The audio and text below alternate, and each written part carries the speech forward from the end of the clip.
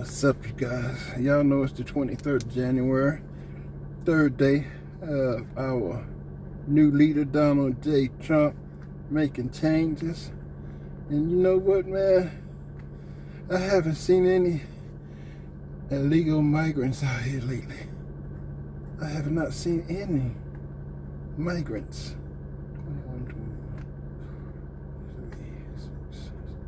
I haven't seen them. I mean, they're gone. I used to hang out at the convenience store where they come and get their ice and Gatorade and water and shit. Today, I haven't seen absolutely none. And you know what? Immigration is paying $7.50 a head if you call them in. $7.50. So if you see some, you call the number, you get $7.50 for everyone you call in. That could be why I ain't seen any. Ain't that something?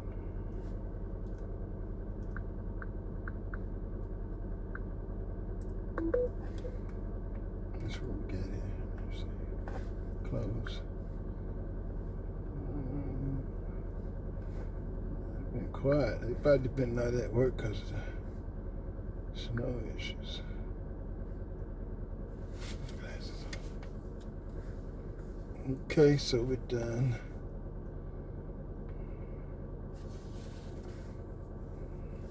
Where did we go drive? Moving voices.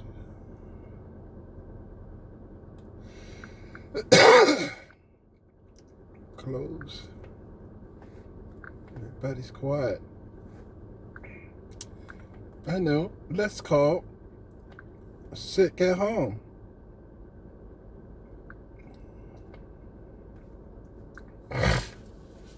Your favorite girl is home with her. Well, I call them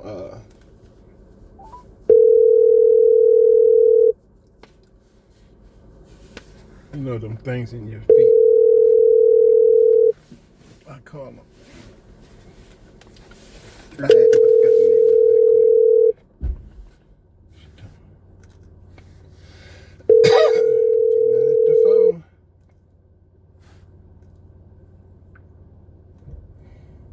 Bone spurs. She at home with a bone spur. She thinks she about to die.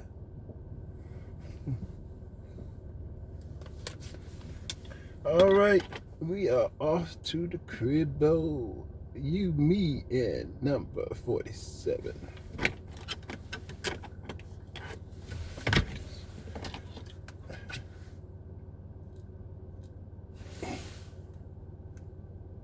You may have coal as a backup, good clean coal. You know, if there were a problem with a pipe coming in, as if you're going with gas, oil or gas, and a pipe gets blown up or for some reason doesn't work, there are some companies in the U.S. that have coal sitting right by the plant so that if there's an emergency, they can go to that short-term basis and use our very clean coal. So that's something else that a lot of people didn't even know about. But nothing can destroy coal, not the weather, not a bomb, nothing. It might make it a little smaller, might make it a little different shape. People behind the computer, they know, hey, we got to stop doing this stuff.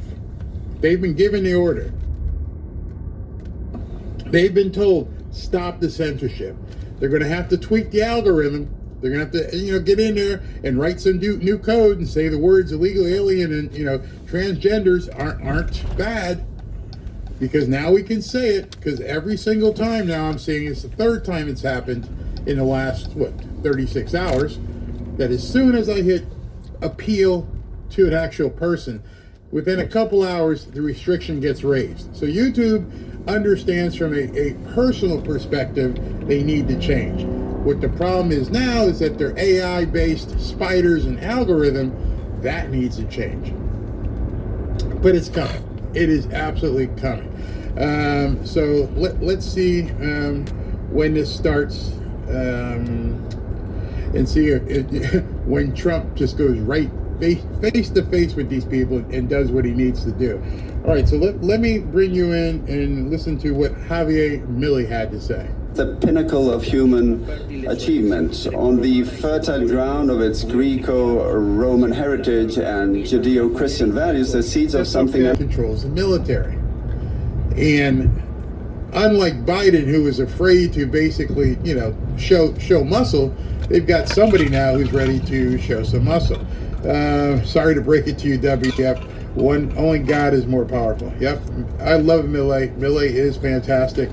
WEF crying because their plans aren't working. Thank God for Trump. I can't even imagine what state the world would be. Yeah. Stop messing with me, goddamn. One of you at this point have seen enough of Kamala to realize she couldn't run a Girl Scouts troop. She's absolutely vapid upstairs. There's nothing there. So whoever it was that was trying to install her, she was going to be a bigger puppet than Biden. They were going to stick their hand so far up her butt and make her say these things because she has no clue. What's she doing? That should scare the hell out of real Americans. We watched this woman talk. We watched when her teleprompter went down. She couldn't talk. She literally had nothing to say for about 30 seconds until her teleprompter kicked back on. So she wasn't leading anything. She was a walking, talking puppet. That's it. That's all she was going to be. Waiting to see. It looks like they've got the economic forum up. We can begin listening in, actually, before they introduce Trump. And let's see here. Let me pull this in. Hold on here. Just want to make sure the feed is right. What am I doing here? Where is this? Hold on, 1 second. It looks like Sarah Huckabee Sanders is there. Let me move this over so we can get some on the scale, but instead that's why states and the fundamentals and the things that we have to directly offer, like our workforce, like our ability to supply energy, that's what allows us to be competitive and make a difference. The pitch we're making is that come to Arkansas because there you can grow your business to be anything that you want it to be.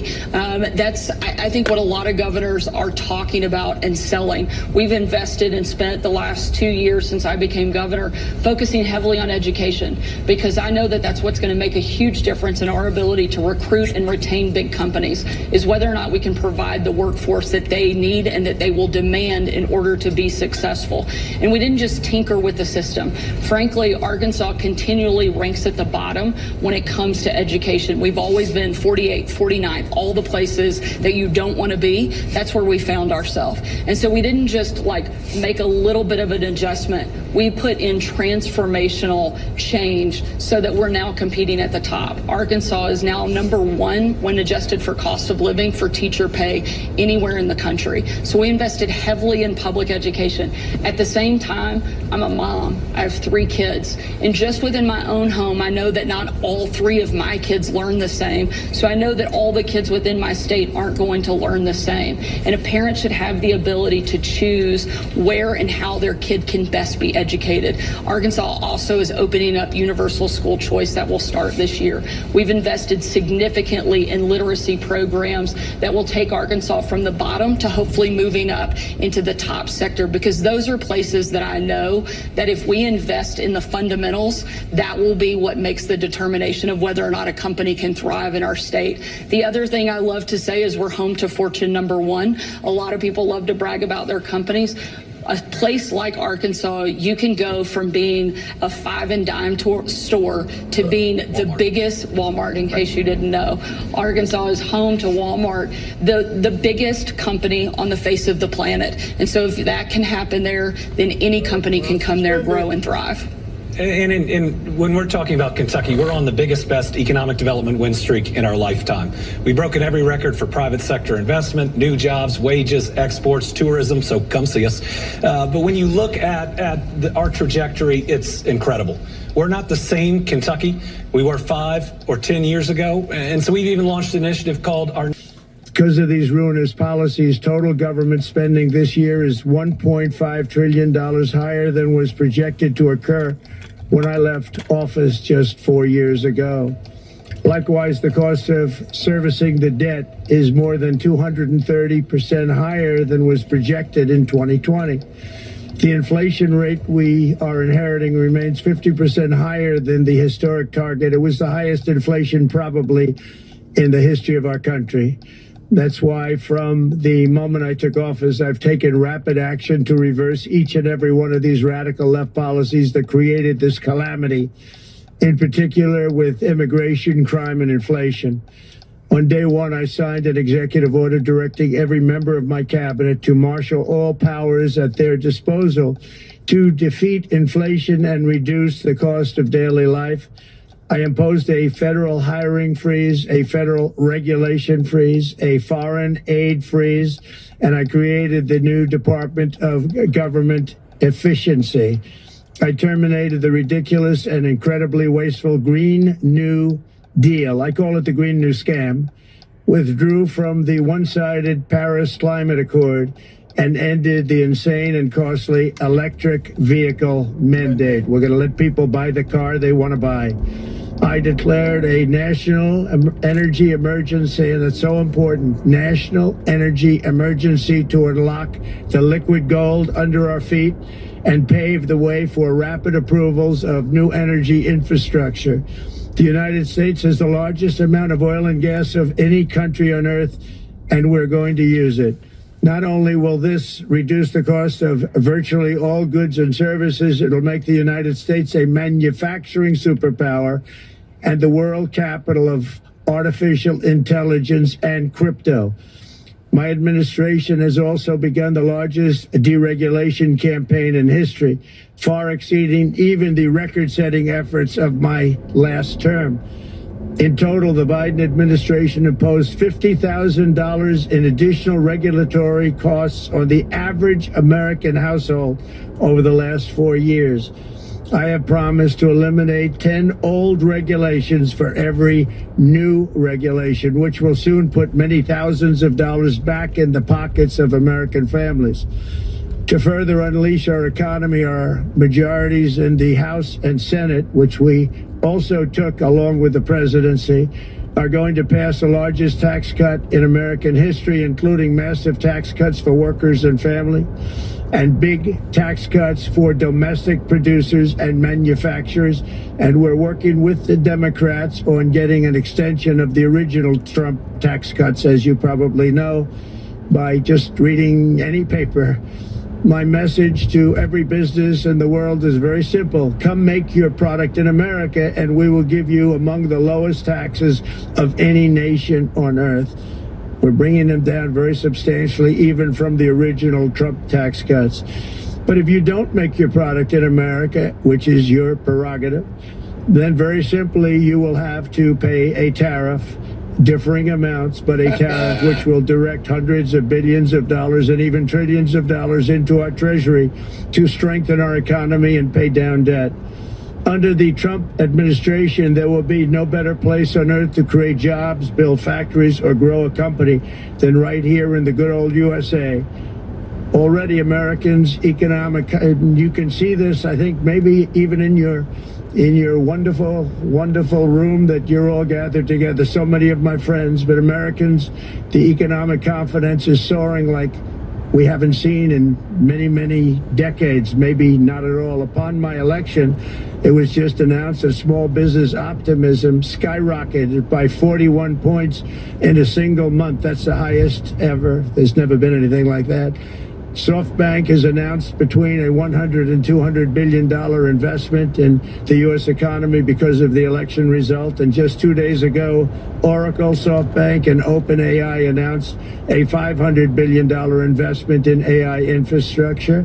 Other companies likewise have announced billions and billions and billions, adding up to trillions of investment in America, in the United States. And it's also reported today in the papers that Saudi Arabia We'll be investing at least $600 billion in America, but I'll be asking the Crown Prince, who's a fantastic guy, to round it out to around $1 trillion. I think they'll do that because we've been very good to them. And I'm also going to ask Saudi Arabia and OPEC to bring down the cost of oil. You got to bring it down, which frankly, I'm surprised they didn't do before the election. That didn't show a lot of love by them not doing it. I was a little surprised by that. If the price came down, the Russia-Ukraine war would end immediately. Right now, the price is high enough that that war will continue. You got to bring down the oil price. You got to end that war. They should have done it long ago. They're very responsible, actually, to a certain extent, for what's taking place. Millions of lives are being lost. With oil prices going down, I'll demand that interest rates drop immediately, and likewise, they should be dropping all over the world. Interest rates should follow us.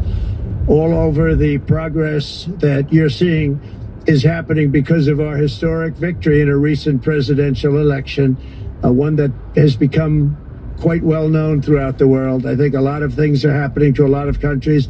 They say that there's light shining all over the world since the election, and even countries that we aren't particularly friendly with are happy because they understand what there is a future and how great the future will be. Under our leadership, America is back and open for business. And this week, I'm also taking swift action to stop the invasion at our southern border. They allowed people to come in at levels that nobody's ever seen before. It was ridiculous. I decided and declared to do, and very, very importantly, a national emergency on our border, immediately halted all entry of illegal border crossers, of which there were many, and began promptly returning the illegal trespassers back to the place from which they came. That action, as you've probably seen, has already started very strongly. I've deployed active duty U.S. military and National Guard troops to the border to assist in repelling the invasion. It was really an invasion. We will not allow our territory to be violated. After 4 long years, the United States is strong and sovereign and a beautiful nation once again. It's a strong, sovereign nation. In addition, I'm pleased to report that America is also a free nation once again. On day one, I signed an executive order to stop all government censorship. No longer will our government label the speech of our own citizens as misinformation or disinformation, which are the favorite words of censors and those who wish to stop the free exchange of ideas and, frankly, progress. We have saved free speech in America, and we've saved it strongly. With another historic executive order this week, I also ended the weaponization of law enforcement against the American people and, frankly, against politicians, and restored the fair, equal, and impartial rule of law. My administration has taken action to abolish all discriminatory diversity, equity, and inclusion nonsense, and these are policies that were absolute nonsense throughout the government and the private sector. With the recent yet somewhat unexpected great Supreme Court decision just made, America will once again become a merit-based country. You have to hear that word, merit-based country. And I've made it official, an official policy of the United States, that there are only 2 genders, male and female. And we will have no men participating in women's sports, and transgender operations, which became the rage, will occur very rarely. Finally, as we restore common sense in America, we're moving quickly to bring back strength and peace and stability abroad. I'm also going to ask all NATO nations to increase defense spending to 5% of GDP, which is what it should have been years ago.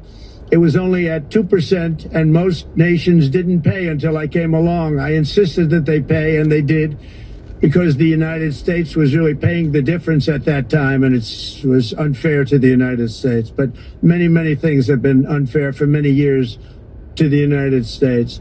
Before even taking office, my team negotiated a ceasefire agreement in the Middle East, which wouldn't have happened without us, as I think most of the people in the room know. Earlier this week, the hostages began to return to their families. They are returning, and it's a beautiful sight, and they'll be coming in more and more. They started coming back on Sunday. Our efforts to secure a peace settlement between Russia and Ukraine are now hopefully underway. It's so important to get that done. That is an absolute killing field. Millions of soldiers are being killed. Nobody's seen anything like it since World War II. They're laying dead all over the flat fields. It's a flat field farmland, and there's millions of Russians and millions of Ukrainians. Nobody's seen anything like it since World War II. It's time to end it. And here in America, we have big events coming up. Next year, we have the 250th anniversary of America's founding. I'm so honored to be president during that. That's been a big event. They've been talking about it for 10 years. We also have the World Cup. And I understand Gianni's in the room. Infantino, he was very instrumental in helping us get it. He's there with you someplace, I think.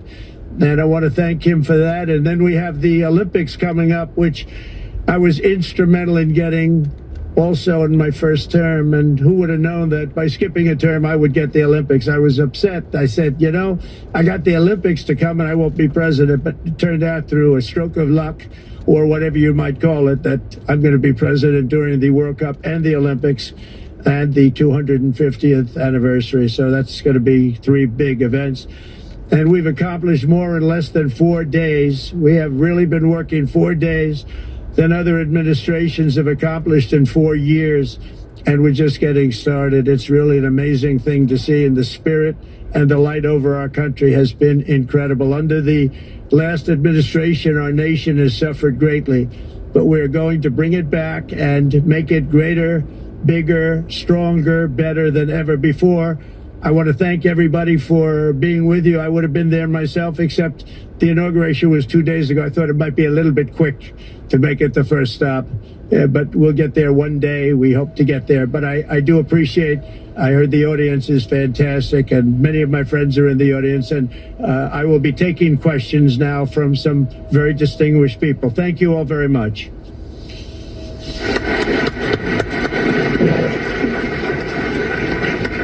Thank you very much, Mr. President, for that very powerful speech. And I think you could hear the applause all the way from Davos to the White House.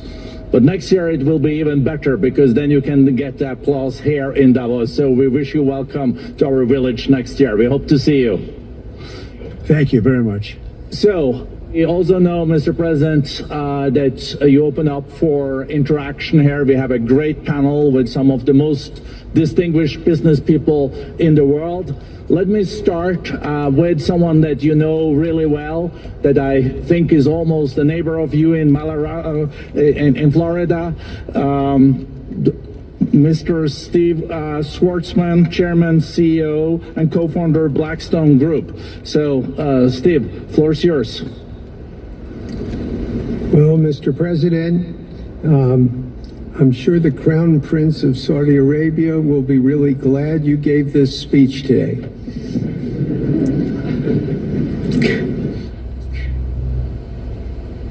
You've had the busiest 4 days that anybody can imagine, and congratulations for that.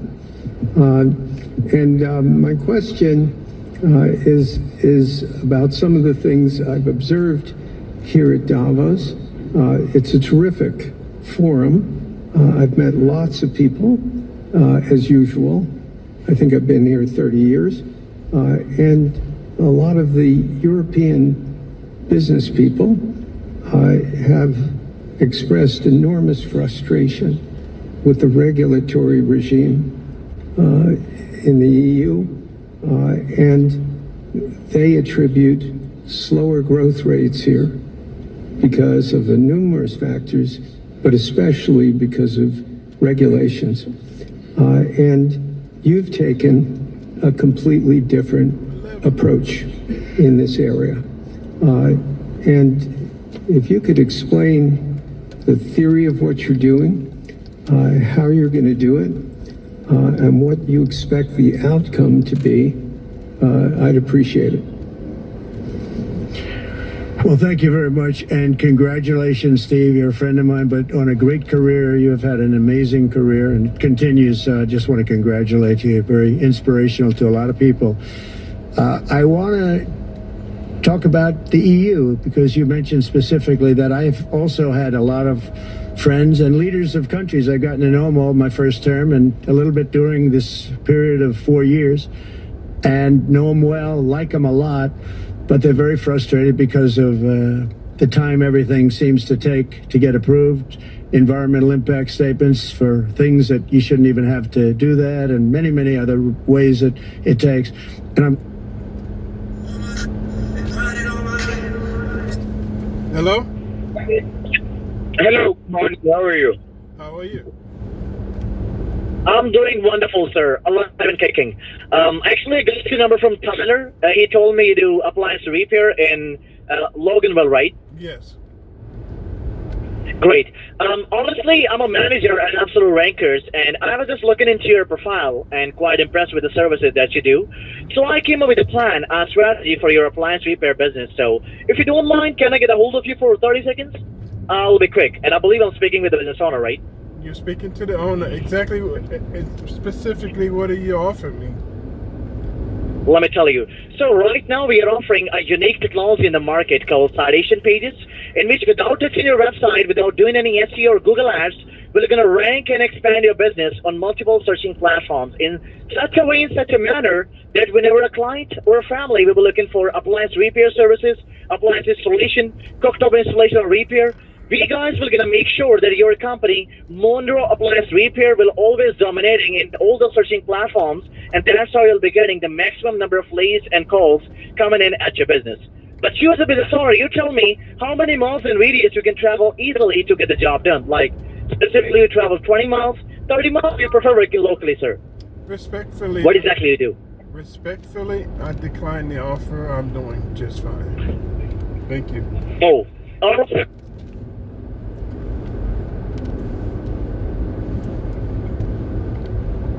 How dare he? Things happening. The world is a little different. I had a nice, simple life. You knew that. But when I had that simple life, I did projects. And I had a big project in Ireland.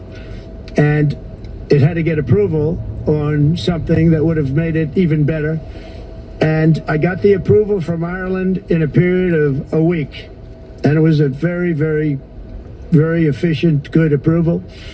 And they informed me, though, the problem is you're going to have to get it from the EU, and we think that'll take 5 to 6 years.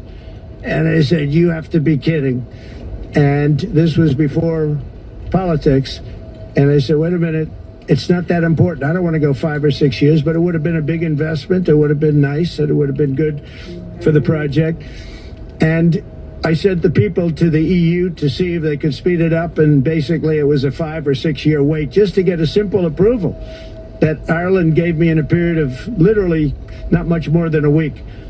And I realized right then, that was the first time I really was involved with the EU, but I realized right then that's a problem, and I didn't even bother applying to do it. Or if I did, I pulled it very quickly. I have to be very accurate because I don't want to be criticized. He did apply, actually. No, I want to be very accurate. So I don't think I did, but if I did, I pulled it very quickly. It was just something you couldn't wait 5 years or 6 years to get an approval. So a lot of, in a very big business sense, a lot of people are claiming that's the problem. From the standpoint of America, the EU treats us very, very unfairly, very badly. They have a large tax that we know about, and a VAT tax, and it's a very substantial one. They don't take essentially don't take our farm products, and they don't take our cars, yet they send cars to us by the millions.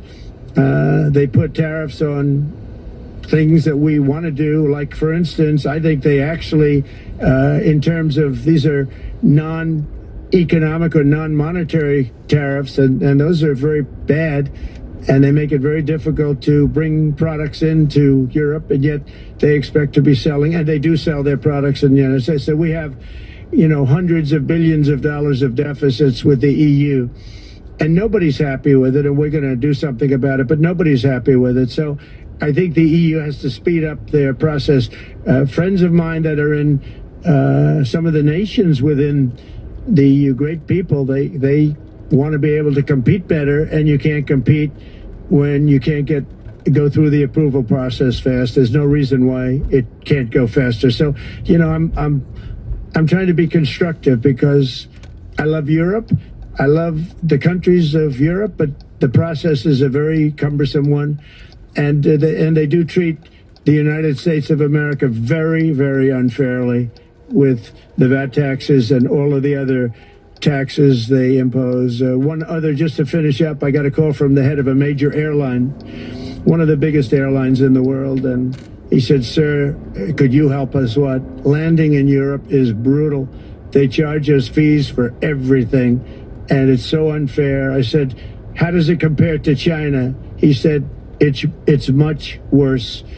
And the other thing, as you know, they took court cases with Apple, and they supposedly won a case that most people didn't think was much of a case.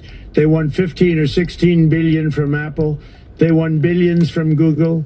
I think they're after Facebook for billions and billions. These are American companies, whether you like them or not. They're American companies, and they shouldn't be doing that. And that's, as far as I'm concerned, it's a form of taxation. So we have some very big complaints with the EU. Thank you. Thank you very much, Mr. President. We'll now go to one of your friends in the EU, Patrick Pouyanné. He is the chairman CEO of Total Energies. I guess you have a question ready, Patrick, for the president. Mr. President, as we understand, energy is at the top of your agenda, and it's an honor for me to represent the energy industry tonight. In this panel, Total Energies is indeed the fourth largest oil and gas and electricity company in the world. I will not ask you a question about the oil price. It's quite clear what you expect from us. I will go to gas more.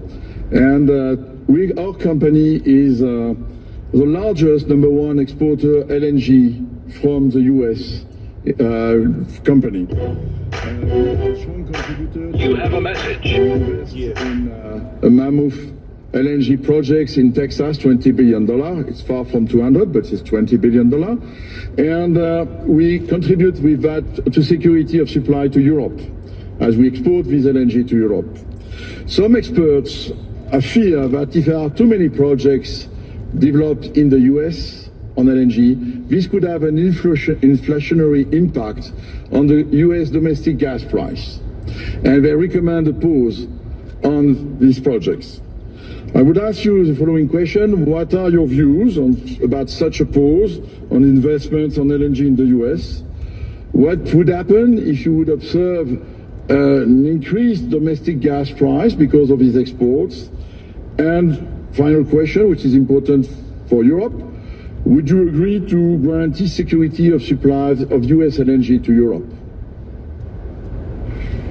Well, in the last part of your question, yes, I would. I would make sure that you get it. If we make a deal, we make a deal, you'll get it. Because a lot of people do have that problem. They make a deal and then it can't get supplied because of war-type problems and other problems. So we would absolutely do that. LNG is very interesting because when I took office for the first term, one of the first things I looked at was there were two very massive plants in Louisiana, a state that has been very good to me, won it by many, many points. And I felt strongly indebted to it, actually. And they said there are two plants that have been under environmental consideration for more than 10 years. And they were costing, as you say, you know how expensive those plants are, but they were costing like 12 billion and I think 14 or 15 billion, but they couldn't get their permits. They were in review for years, many, many years, like a decade or more. And I said, so ridiculous. I know so much about that because in the construction industry, I had to go through it too, but I got good at it after a while. But I saw the projects, and you're talking about a total investment of 25 to $30 billion, and it looked like it was going to end. They couldn't get their permits, and I got them done in less than a week.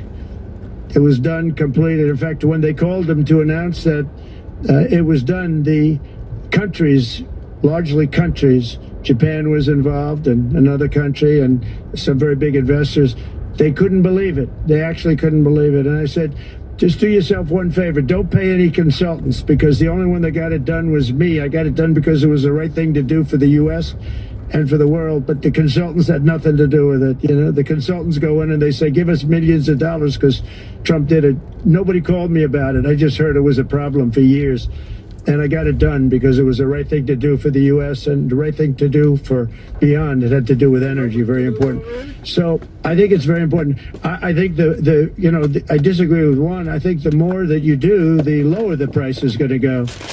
And what I'd like to see is rapid approvals. We're going to get very rapid approvals in the United States, like with the AI plants, talking to many people want to build them.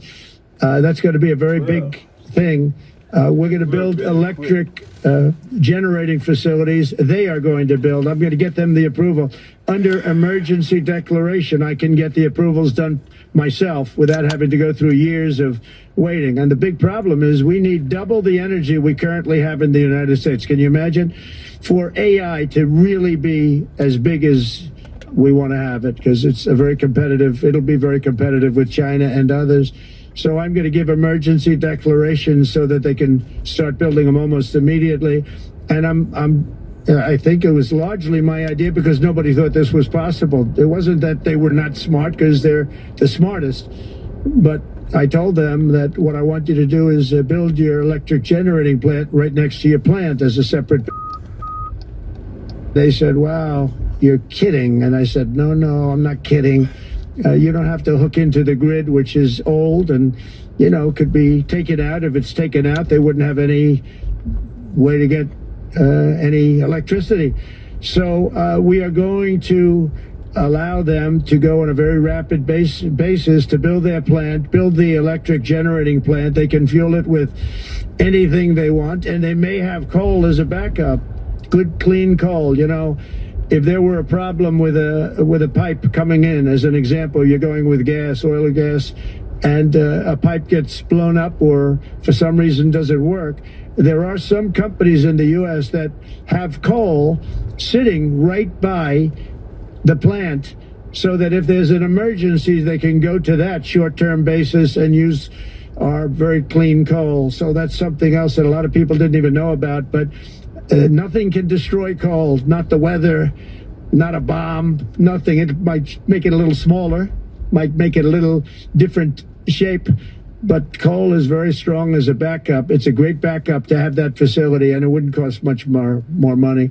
And we have more coal than anybody. We also have more oil and gas than anybody. So we're going to make it so that the plants will have their own electric generating facilities attached right to their plant. They don't have to worry about a utility. They don't have to worry about anything. And we're going to get very rapid approvals. Thank you. Thank you so much, Mr. President. We'll now go to another CEO that you know very well, Brian Moynihan, the CEO and Chair of Bank of America. Good afternoon, Mr. President, and congratulations, and obviously an eventful week for you and your family. If you remember 5 years ago, you came here and we walked among 150 CEOs from all over the world, and you engaged with them about your policies and your procedures. This year, you're not here, and yet this week was eventful from the orders that you mentioned earlier, literally a wave of orders coming out on immigration, on trade, and many other matters. And so, as a representative of the United States here, we got a lot of questions about what does all this mean and how would the president square this with his clear focus on growth, prosperity, market growth, stock market growth, a good bond market, and bringing down prices. So how do you think about the impact of all these orders and how fast they come out, and how you're going to balance them with that scorecard of being successful in both continuing GDP growth, bringing down inflation, and also having a good stock price appreciation for the American citizen? Well, I think it's going to actually bring down inflation. It's going to bring up jobs. We're going to have a lot of jobs. We're going to have a lot of companies moving in. Brian, we're at 21%. It was at 40%, and I got it down to 21%, the corporate tax. And it was actually, if you look at state and city, it was in many cases much higher than 40%. I got it down to 21%. And now we're going to bring it down from 21 to 15% if, there's a big if you make your product in the U.S. So we're going to have the lowest, just about the lowest rate. It'll be, the 21 is on the low side worldwide. The 15 is about as low as it gets. And by far the lowest of a large country, a large, rich, powerful country by far, not even a contest. So we're going to bring it down to 15% if you make your product in the USA. So that's going to create a tremendous buzz. We're also probably going back to the 1 year deduction where we deduct, we did that originally, and that was amazing what the impact that had. The 1 year deduction, which built up over a period of time, and then it expires. But we're going to go back to that when we do the renewal of the Trump tax plan. We have to get Democrats to approve it. But, if the Democrats didn't approve it, I don't know how they can survive with about a 45% tax increase, because that's what it would be. And so I think they're going to do. We've been working along with them pretty well. I think it's very hard for a political group to say, let's charge people 45% more. So I think we're in good shape. But we're actually doing a reduction for business and small businesses where you're going to bring it down to 15%.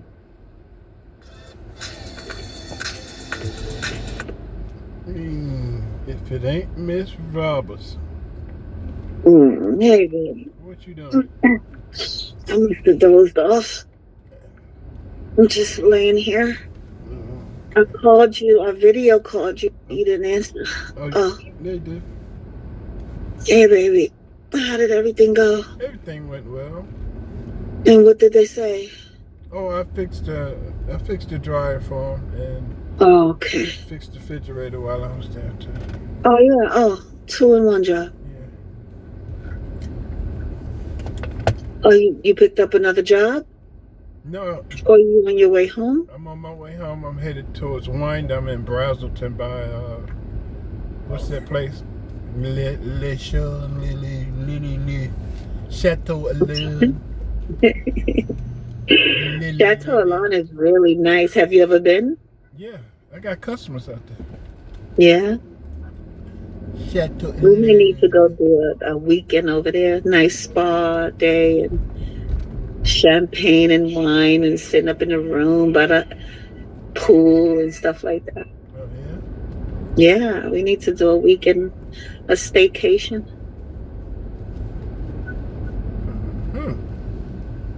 You're the business manager. Yeah, but I got a few customers out there. Oh yeah? I got a few friends. Well, you got the friends. You need to be connecting to people. This weekend, I would like to connect to that agent lady that you was talking about. Did you call that number yet? I just said this weekend when we're together, I would like to call her, talk to her, see, I believe that you can speak for the both of us. Okay.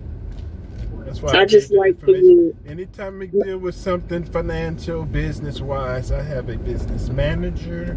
I understand that, but I like for you to be part of everything. But I know you have my best interests. Okay. That's why I sent this shit to you, because I don't want to read it.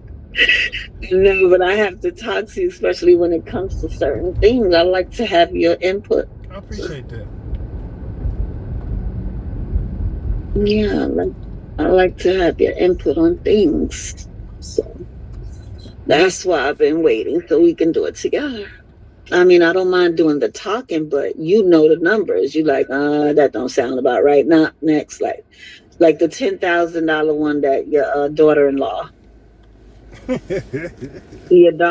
hooked us up with a cruise, but it came out to $10,000. Did they want us? How do we get our discount on that $10,000 ticket? See, you not talking to your daughter-in-law, so I don't know what's going on. Yo, way over my head. They sent me she sent a form on my text. CJ sent me a form to fill out, but how do I print it from my text? Do I email it to her? Yep, that's what I would do. Fill it out and then send it to her? Yep. Or do we already have to have purchased? Have you heard from her? Haven't heard from anybody. then take it as fake news.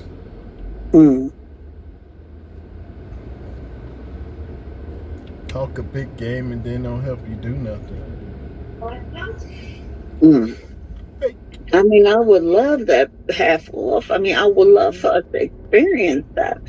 But if I gotta go another channel, then that's no discount. I don't think we're gonna get a discount because you fixed her dad's refrigerator or whatever you did with her dad. Yeah. His farting ass. I don't know. I doubt we're gonna get a discount. I've been trying to. I thought you done called about now. No, I didn't. I just tell you I was waiting for you. But I thought you been done called about that. No, I don't do anything without my man present. I like your Time for you take another dose of vinegar. Oh, I don't wanna. I'm about to get you some Buckley's. They still make Buckley's? Yeah, I'm gonna order you some for that cough congestion on Amazon. I used to get Buckley's until they ran out. That shit tastes like ammonia. Ew, you fucking drink. Nala can't stand that. Nala would cry. Yeah, I remember Nala was sick when she was little, and I had to give her a thing of Buckley's. My daughter cried like, that shit smelled like ammonia. It looked like ammonia. That is disgusting. Yeah. But 1 tablespoon. I used to promote Buckley's. I was like, you need to try Buckley's. That's the shit. Baby, Buckley's. I didn't know you knew about Buckley's, man. Yeah. That's the bomb.com. Yeah, I found that shit on Amazon because it's not in Publix. It's not in Walgreens. I can't find it on the shelf because I went to Walgreens and CVS and looking for Buckley's, but they don't have it. So I was like, damn, I'm going to have to order this shit. And I found it on Amazon. They got the cough congestion. They got the regular. I said, you know what? I'm getting this shit for my babe because that should have killed that cough he got going on. Bring up all that shit. I didn't know you know about Buckley. Look at my baby.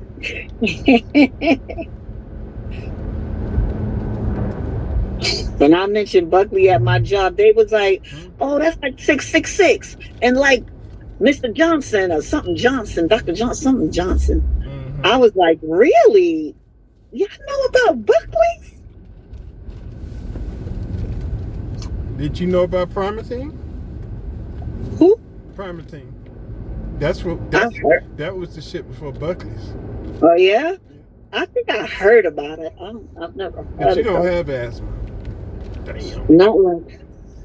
You know, you the opposite. This girl that got asthma needs the fan on her. You have asthma and can't have the fan on. Everybody different. Different. Yeah. My lungs swell up. Well, I'm gonna see if this Buckley's can unswell it. No, it ain't going. It's the fact that I have to stay covered up means that I'm hot natured. I have to have heat. Me too. No, you have to have cold. That's from the menopause, not the nature. I have to be heated top to bottom. I got hot blood, baby. We got Latino in us. Hot blood from the Dominican side of my family. That means you can work outside on these houses then. They got job openings because I ain't seen that. Dominicans don't build houses, baby. Y'all got the same blood. Not as no fucking Mexican. Those are totally two different places. Close enough. That's totally disrespectful. Don't ever say that out loud. Dominicans and Mexicans are totally two different. Last I had finished these houses. I have not seen none. I'm serious. I sitting that Quick Trip today and nobody, no line. It'd be a bunch of them coming up. Nothing. Billy, would you please stop looking for them like you're going to turn them in? I was just listening to your CEO of Bank of America when you opened up. He just now gave Donald Trump $1 billion. Why is everybody giving him money now? Bank of America just donated $1 billion. Why? For what? You interrupted the discussion. Excuse me? Bye. All of a sudden, the sound call. Right when he was telling he's donating the money. Trump has raised $2 trillion in 3 days. He a money man. Everybody know that. He a businessman before he's a politician. Everybody know that. So my daughter wants me to go to the emergency room. When? Now, for my foot. That's a scheduled appointment with your doctor and go. The emergency room ain't gonna do nothing but give you a bill and a prescription, and your ass be right back where you are. You need to just go on to a specialist, schedule an appointment, and be done with the bullshit. By that time, that shit should be done dissolved. Right. That's why I don't feel like doing all that. I'm over here just stretching. They call them bone spurs in Georgia. I'm stretching my shit. I don't know what y'all talking about. This is all I needed this day right here in my bed. I'm waiting for my man to come wait on me hand and foot. Oh yeah? Yeah. And what I'm supposed to do? Wait on me. I'm waiting Just to eat. stand I there, didn't eat. Eat what? We said we got Eat the spaghetti left. spaghetti? Eat the spaghetti? Yeah, I'm waiting for you to come home. I didn't eat. I just was eating on your nuts. Oh, that didn't sound right. You know what I mean? Your pecans and walnuts and the bag of nuts that I had. Need you to elaborate on that. Yeah, I'm elaborating. I'm eating your walnuts and I'm eating your bag of nuts that you didn't eat. Because mine is at work and the other 2 is on its way. Because I buy us 2 bags a piece at a time. The other 2 nuts? So you got a bag of nuts here and I got a bag of nuts at work. And another I got a bag of nuts here. And 2 nuts is coming. And 2 bag of nuts is coming home.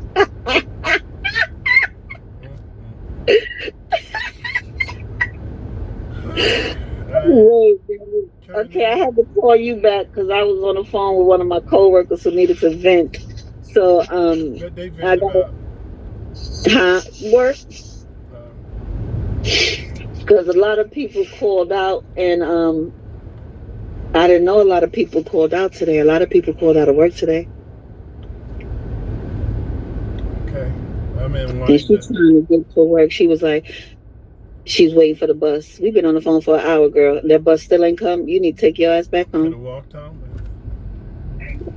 And the Uber won $36 to take her to the Forest Park train station. Is that right? I said they price gouging because of the weather.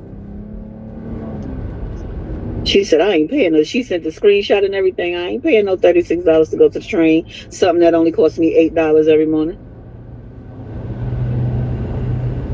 I'm in Winder. Oh, yeah? Okay, you close. So there's spaghetti sauce on the door in the refrigerator. You got 1 marinara and 1 Prego. Both of them a half. And then you can make our scatty. Okay. Come upstairs and get in the bed. Let me rub your belly. All right. I'll be right there. You'll be right here? Yeah. Okay. My mom was released from the hospital. Let me call. Nala was on the other line. Okay, that's great. Let me call. That's great. Yeah. They found two blood clots in her legs, babe, on top of the UTI. Yep. So a lot of shit is happening. Okay. Yeah, okay. Call me back when you finish listening to the CEO. It's probably done now. Oh, it wasn't on your podcast and It was live. Oh, okay.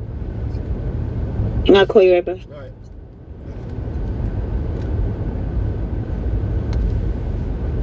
It's messed up my podcast.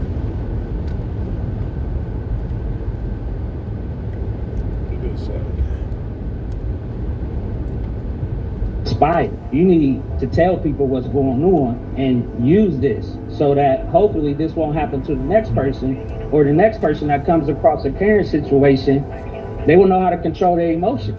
Because us as black men, especially young black men, We struggle with that. And I don't know why Shannon Sharp didn't do his research and had this idiot come on his show and play the victim. Now I gotta come out and expose it. It's been burdening my heart for I don't know how long. And I have to come out and set the record straight. I already made a video about this scenario, and some of y'all disagree with me, but the truth is the truth. This guy is a dirtbag, and I knew it because I grew up black my whole life. I don't know if that's the right term. I grew up black. I've been black my whole life. Maybe that's the better way to say it. And so I know how black people think. I used to be like this dude, where everything was about race. And I can see it clear as the noonday sun. This should have been over before it ever got started. Pull the clip up. It should have been over here. If this man was acting in good faith, this clip should have been done this night that it happened. But when you a grifter and everything in your life is about being a victim, you, first of all, you put stuff like this on the internet. Then you go on all these podcasts looking for victimhood. And then people come out and expose you. And now you're headed to level 3, which is exposure. Just so you guys know, and just to give you a little context and background, I talked to this woman and her husband, the Bishops, the young lady that's featured in here that came to the door initially with her kids right here. I talked to her. Now, I haven't talked to this idiot, but I talked to her. And they told me and gave me a lot more background to what actually happened. And it's worse than you think. Like, this dude is such a fraud. And I'm gonna point it out to you very clearly. So let's play the clip again for people that didn't see this initially. I'm gonna play the beginning clip of her starting here, and then we're gonna jump to the end where the apology happened at, and it should have been over at that point. But let's play the beginning. I'll start with the context. According to what was mentioned in this video, and also me speaking with them, she's walking with her kids down the street, and it appears that she's being followed by a truck. And the truck got this guy in it. Now, this guy is claiming, and you'll hear towards the end of the video, that he's just looking at his lights. However, the scenario is appearing that she's walking and the truck is following her slowly in this community. And that's where this happens, right? She's spooked by this truck. She goes to this house, and then you're going to see it from here. Roll the clip. We need you.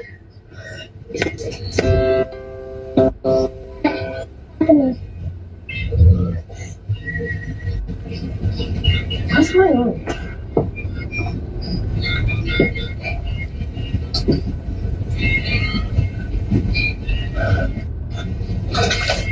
Do you live here?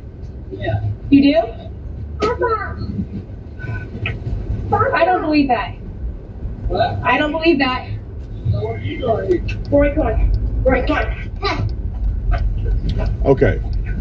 So you can go back and watch the full synopsis that I did on the other video. We'll link it somewhere up here. She takes off running. She's obviously afraid. Any man with common sense. We had this happen at our house, and it wasn't really towards me. My wife was out there, so it's white on white. So nobody would ever care. But this guy's taking pictures, and he's kind of standing in front of our house, and he's taking pictures of his house. But my wife can kind of see that he's taking pictures, but he preemptively said, "Oh, I'm sorry. I just want you to know I'm taking pictures of my house. I'm doing this and this and that, and this is why I'm taking pictures, so don't be alarmed." That's what a rational man would do. If you pull up to your house and you see this woman with her kids and she's at your door and she's spooked, you would think to yourself, because you know you were driving and you saw her cut off in front of your house.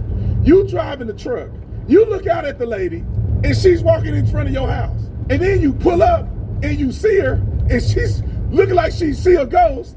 If you're a rational person, in my opinion, you'd say, "Oh, I didn't spook this lady. She's scared. Hey, man, look, I live here. Don't be alarmed. You know, my wife is so. We just moved in the neighborhood. Don't be alarmed. I don't know what I did to spark you or spook you. Maybe me driving in the truck or whatever. But don't be alarmed. I live here. It's all good. You know, don't be at ease. Don't, you know, you don't have nothing to be afraid of. You know, I moved this neighborhood, whatever. Right? Say something. But instead, and this is just my opinion. I don't know this to be true, but I know people like this. He see an opportunity. Because his lens is everything is racist. So this white woman acting like this, it must be because I'm black.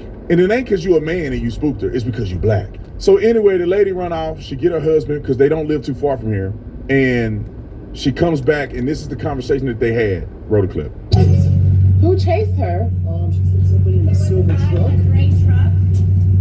And he came around the corner and guess I'm a I was in the street, and so I come up and I just have my kids, and so I'm like gonna pretend that I'm coming home, and so I pull up and I start walking to your back gate, and he stops here and he goes, "Are you looking for someone?" And I said, "Nope," and then he sat here, and I was like, "I need to get in." Well, that's my husband. That's why he lives here. Yeah. He lives here. So he came in and he said there was a lady screaming, and I'm like, that's... She got all worried that she How? I'm sorry. How did he scare you, though? I just seen her in the driveway, and I was like, "Are you looking for somebody?" Because I was pulling up out. And I saw someone walking in our driveway, too, and I'm like, why is someone walking in our driveway? All right, sorry. What?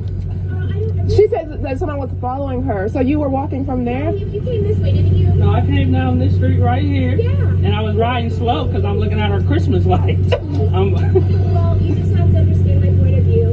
Being by myself with two kids, I just saw a car coming, and so I was like, "Oh, it scared me," and so I just pulled up here, and I kept thinking, this could be his house.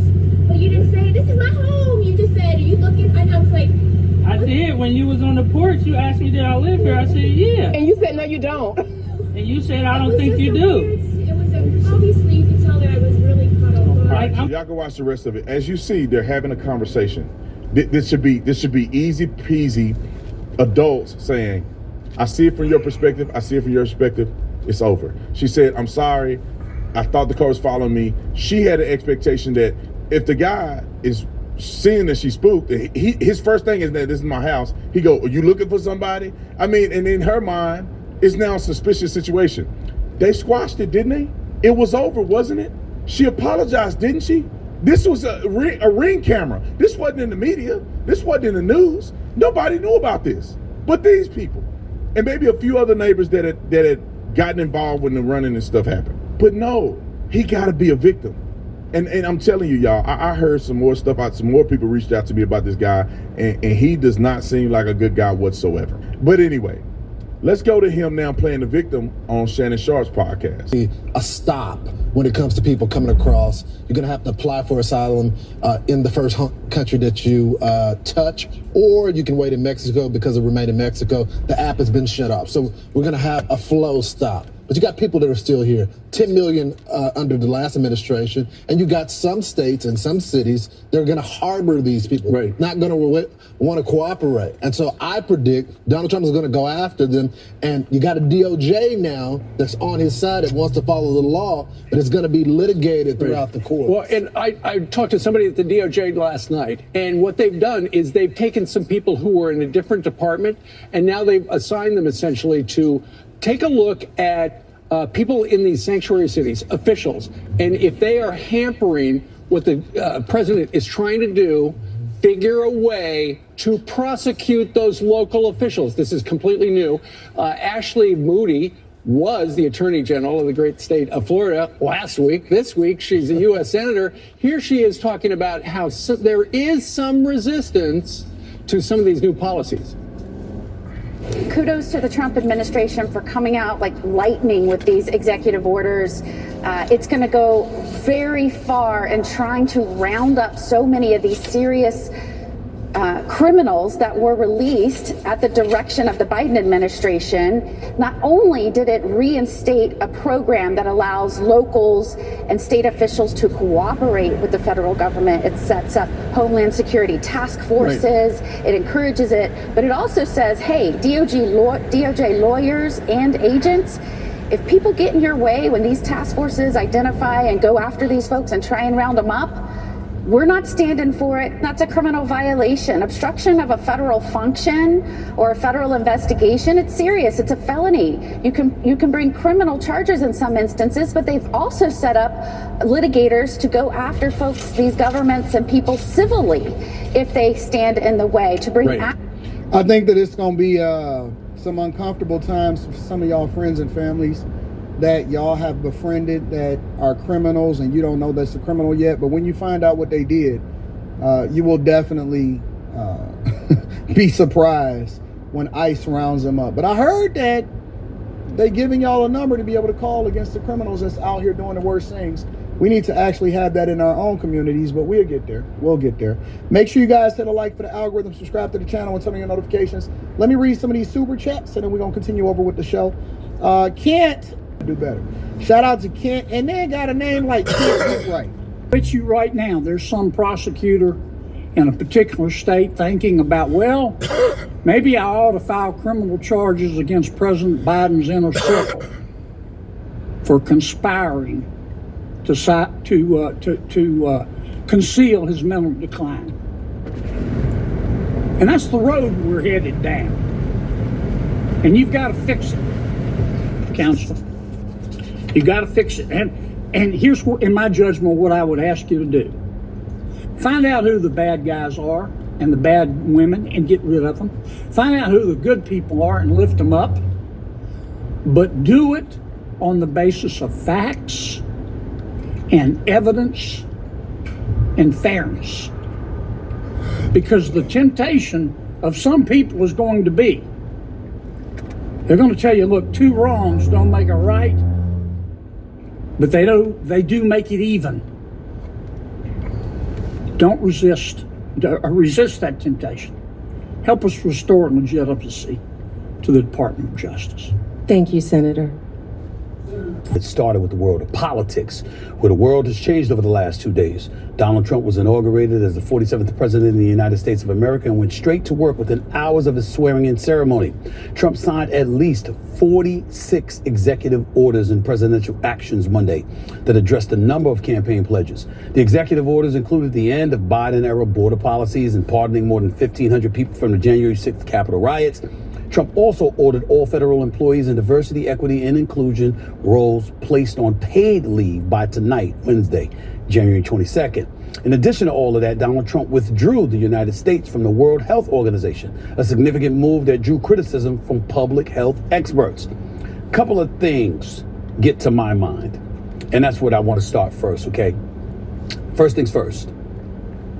In terms of pardoning folks from the riots, Capitol, in the U.S. Capitol, January 6, 2021. I do not agree with that decision by the President of the United States. I do believe that a lot of folks should have been pardoned, etc. But when you bring up Proud Boys and the Oath Keepers and considering the charges that were leveled against them, anybody, and I'm just using that as an example, anybody that engaged in violence, to me, that should have been different. If you're the Commander-in-Chief of the United States of America, if you preach about the importance of law and order, and someone has flagrantly engaged in lawlessness, but you give them a pass just because they supported you, you're not supporting the law, you're supporting you. Again, the vast majority of people who found themselves really under the eyes and the microscopic focus of the federal government, particularly on the left, when it came to arresting them, indicting them, and ultimately convicting them of charges. The vast majority of people who may have been sent to jail or was scheduled to go to prison, those folks, everybody doesn't deserve that.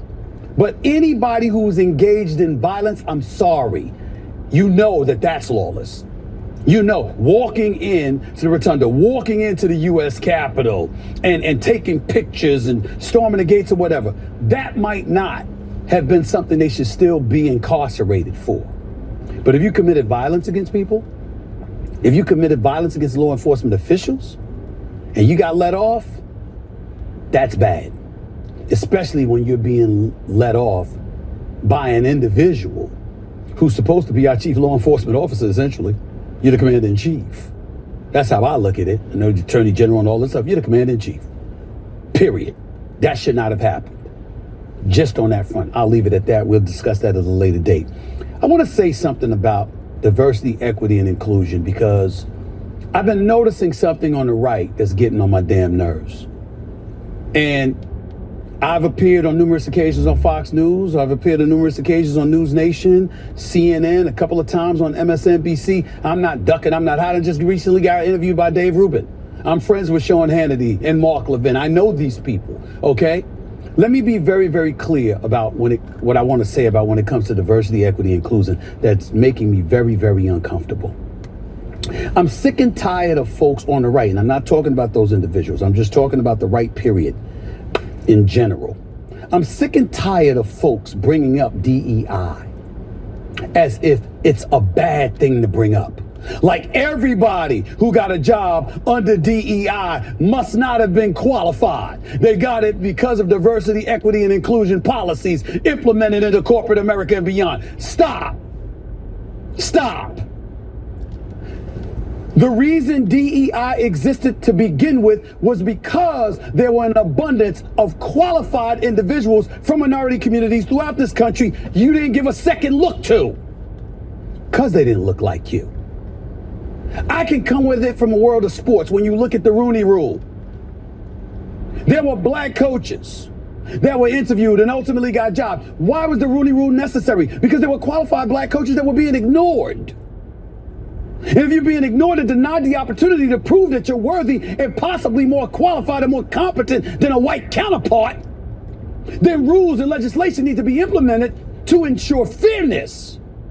So while you're on the right, preaching and speaking about DEI in a negative way, you might actually be right in some cases. But could you at least remember why it came into existence to begin with? Because you weren't interested in being fair before. Now, the left might have came about and handled it all wrong and been a bit excessive in their behavior and elevated the level of cynicism that comes attached with DEI. But you don't get to forget what role was played that provoked the existence of DEI to begin with. That's all I'm saying. I'm an independent, as we have articulated on this show on numerous occasions. I'm not siding with any side definitively. I just want to make the point that fair is fair. There's a lot of problems that I have with and will continue to have and will continue to express and articulate about what we witnessed from the left. But that don't let you off on the right. I'm talking about those of you with malintent. You've denied plenty of opportunities throughout history to people that come from minority communities throughout this country. That's why DEI came into existence. That's why stuff like the Rooney Rule is in existence. That's why you had affirmative action that was in existence. A lot of things are changing in this world. It's a lot of stuff to discuss. But you don't get to forget your role in forcing that stuff to come about to begin with. You can try to gloss over history. Next up, you have Eagles running back Saquon Barkley, more or less than 127 and a half rushing yards. Less what, y'all? For once, I'm going to go with less. See, I think the Washington Commanders are going to key on this brother. They can't let this man run for 200 yards. They can't let this man run for 460 yards over 2 games the way he did against the Los Angeles Rams this season. They got to make sure that Saquon Barkley rushed for 2,005 yards this season. Okay, was a candidate for league MVP honors. Could have won it if he played that last game of the regular season against his old team, the New York Giants. If Coach Nick Sirianni had let him play, that same Saquon Barkley is going to be the key. You know why? Because the Washington Commanders are going to say, make Jalen Hurts beat us. We know A.J. Brown is that dude. We know Devontae Smith can ball. We know Dallas Goedert can get his stuff done. But in the end, if you make Jalen Hurts throw the football, that's our best chance to beat the Philadelphia Eagles, because we can't let Saquon Barkley continue to run that ball. That's going to be their strategy. They're going to load the box. They're going to make the Philadelphia Eagles throw, and Jalen Hurts is going to have to beat you. Finally, we have Eagles wideout A.J. Brown up against the Commanders, more or less than 60 and a half receiving yards. I'm going to go with more, because I think Jalen Hurts is going to have to throw the football. And if you're going to throw the football, you got to get it to that brother, that stud, A.J. Brown. You dropped a couple of passes last week, A.J. Brown. I saw you. You can't be talking, chirping, or being quiet while reading books on the damn sideline and then go on the football field and drop passes. You got to do better than that, bro, which I think he will. And I think because he's going to be a focal point, because Jalen Hurts is going to look to get into football, because he's a receiver that can run in between the numbers, not just outside the numbers, I think he's definitely going to have more than 60.5 receiving yards. That we really didn't want them because we loved the ladies in Cambria Heights and Laurelton. It was other areas, the Hollis people. So he's like, okay, you do what you do. And you got some nice cats came Yes, from we do. Hollis, man. Without question. You know, there Without a question. lot of quality came out of I Hollis. grew up with Run DMC. LL Cool J was right down the block, That's 5 minutes away on Farmers Boulevard. And, Ja Rule, 50 Cent, a whole bunch of cats came from the Hollis. No, area, no, from the Queens and area. you know what, brother? Working class people. That's right. With working class values. Mm-hmm. You know, mom worked in a daycare center. Yep. She used to be up every day, led by example. Homeowners. That's right. You know, many of our values come from. That's right. What we saw. And the community raised us. Right. It wasn't just the parents, it was the community. That's right. We're going to get into all of that, Mr. Mayor, but my first order of business is that today, of all days, you are the talk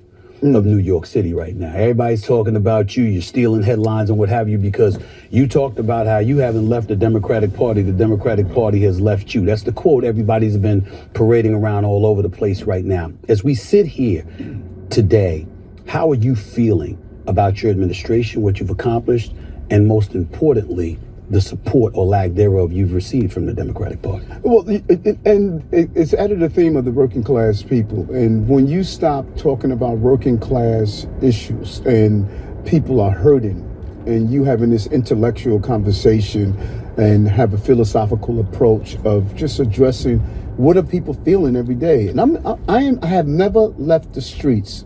On the subways, I was stopped in the middle of the night when barbershops closed down. I would go inside and sit down, smoke a cigar, drink a little Hennessy with the people inside and just feel them. Right. And they're saying that the party's not talking to us. And when I say the party, I'm not talking about people who are registered Democrats. I'm talking about those who are putting out the messages of what is important to the Democratic Party. And they have left the average working class person and individuals. And that is what I'm trying to say to the party, that, you know, it's not like I abandoned the party. The party has abandoned what working class people have been fighting for. You deal with this, and you will continue to deal with this a hell of a lot more than me. I'm just your friendly neighborhood sports reporter that ventures into other areas of discussion. But I've been taking a lot of heat because of my willingness to call out some of the things that I've seen from the Democratic Party. And it's almost like there's supposed to be this onus, this level of obligation as black men that we're supposed to have to the Democratic Party. And clearly you're being challenged on that now because of the positions and the stances that you have been willing to take. As a black man, not just the mayor of New York City, how do you feel when you hear people come to you with that kind of attitude? Listen, brother, this is going to be one hell of a conversation, man. People don't even realize what it is to be a man of color, to be in charge of the most important city on the globe. We need to really understand that. I'm the mayor of the most important city on the globe, only the second mayor of color. Mayor Dinkins was the first, and I'm the second. I inherited a city that was engulfed in COVID, 220,000 migrants and asylum seekers. Crime was through the roof. Unemployment with black and brown people was high. You were looking at our children were not learning. I've been on Rikers Island more than any other mayor in the history of the city, speaking to inmates and correction officers who both are overwhelmingly black and brown. And so when you look at what I inherited, and then you fast forward to today, with all that we've gone through, we have more jobs in the city's history. More small businesses are open. Black and brown businesses have received billions of dollars in contracts from the city. We have outpaced the state in reading and math. We're doing dyslexia screening so that we won't have 30% of our prison population being dyslexic, like I am. Right.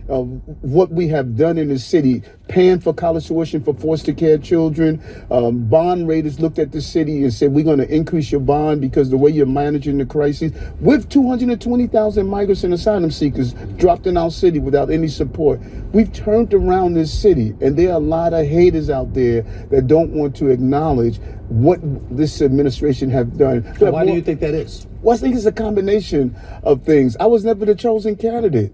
I'm a bald-headed, earring-wearing mayor that's saying that you don't have to have this one stereotypical look to be successful in the city. And I think that there's a lot of people that want to send the signal that, okay, you can't run the city. I'm running the city, and I'm running and navigating us out of crisis, and I'm independent in doing so. You know, there are days that I wake up feeling one way and another way, and we need to be clear on taking these big cities to the next level. Is that part of the problem, though, Mr. Mayor, in terms of the conflict, the confrontations, the resistance?